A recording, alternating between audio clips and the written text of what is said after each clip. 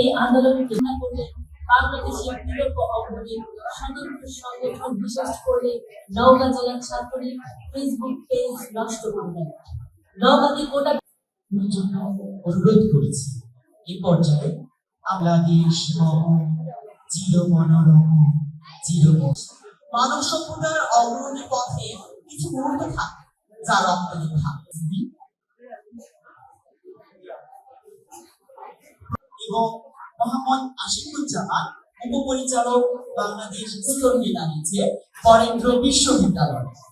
সম্মানিত উপস্থিতি, আবারও রাজপথে স্লোগানে জানিয়ে দিচ্ছে জন্মভূমি অথবা মৃত্যু।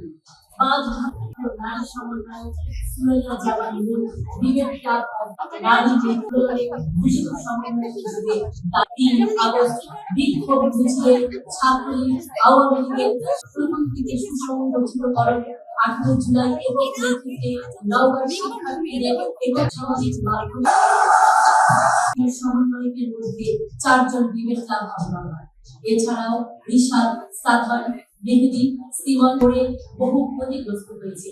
তবুও মাথা নত না করে বলিয়ার নেতৃত্বে যে পদযাত্রায়